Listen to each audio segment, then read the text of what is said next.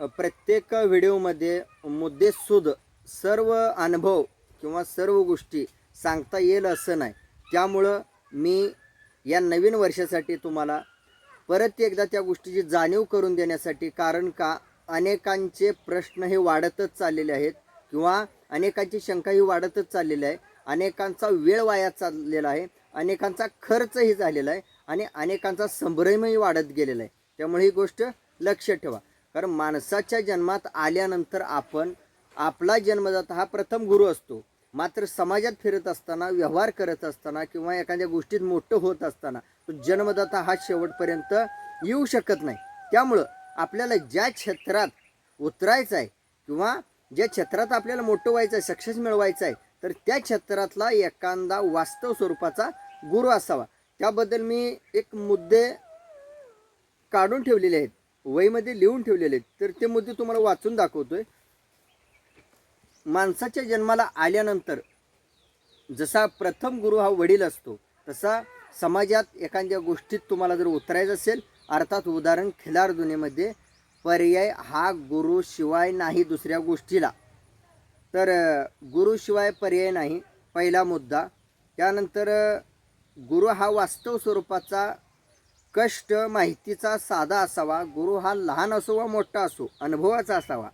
गुरुचा गैरवापर करू नये. गुरुने सुद्धा शिष्यावर लक्ष ठेवावे.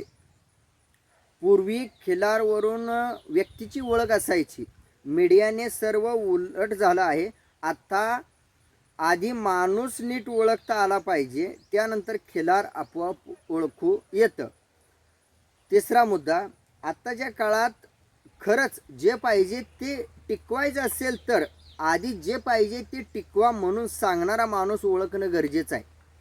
कारण प्रत्येकाचे विचार, उद्देश, ध्येय वेगवेगळे आहेत. हे ओळखणे आता कठीण झाले आहे. त्यामुळं खरंच योग्यता समजणं पण कठीण आहे. त्यामुळं आधी माणूस ओळखणं खूप अत्यंत महत्त्वाचे आहे. हे सर्व समजलं तर खऱ्या खिलारमध्ये वाढ फिक्स आहे. चौथा मुद्दा आहे, आयुष्यात चांगल्या गोष्टीला चांगले दिवस येण्यासाठी चांगला वेळ, खर्च, कष्ट, विचार, संगत महत्त्वाचे आहे. सुरुवात करताना मात्र बारकाईने विचार करून, अभ्यास करून करा. पाचवा मुद्दा आहे, अलीकडच्या काळात भरपूर सुविधा आल्या म्हणून त्यांचाच 100% वापर करून घेऊ नका. घेतल्यास जुन्या गोष्टीवर पांघरून आहे आणि मूळ स्वरूपाच्या गोष्टीपासून, माहितीपासून लांब अडाणी राहतो आपण. लक्षात ठेवा, हा पण मुद्दा महत्त्वाचा आहे. सहावा मुद्दा आहे, नाव पैसा मिळवण्यासाठी काहीही करू नका. उदाहरणार्थ गुरु बदलणे, नीतिमत्ता बदलणे, मूळ गोष्टी विसरून इतर गोष्टीचा वापर करून खोटं मोठं होऊ नका. त्यानंतर पुढचा सातवा मुद्दा आहे, आयुष्यात प्रथम आपला स्वार्थ साधावा, पण त्याचा इतरावरती नुकसानकारक परिणाम होऊ नये याची बारकाईने काळजी घेता आली पाहिजे.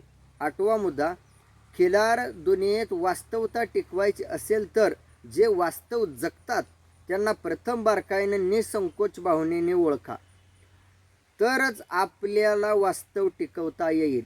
वास्तव हा शब्द खूप महत्त्वाचा आहे, लक्षात ठेवा. नववा मुद्दा आहे, वरील सर्व मुद्दे जातीने समजून अंमलात आणायचे असतील तर हा परिवार प्रथम बारकाईनं अनुभवा.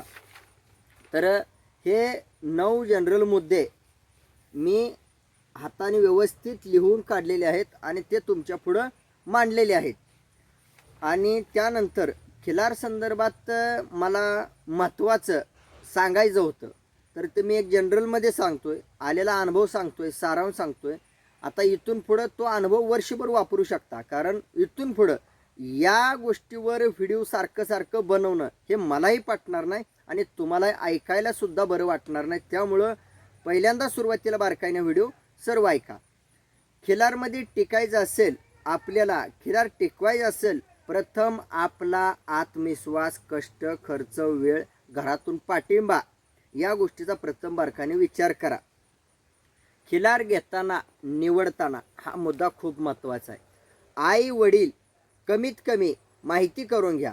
जर आई वडील माहिती नसेल तर त्या खिलारचा रंग, रूप, रचना, ते स्वरूप, त्याचा पारा म्हणा, त्याची जातगोत म्हणा, जो ज्यांनी वास्तव गुरु केलेला आहे आणि ज्या गुरुसोबत जो एकनिष्ठपणा आहे त्याला हे शब्द समजतील आणि त्याला हे वाक्य समजतील.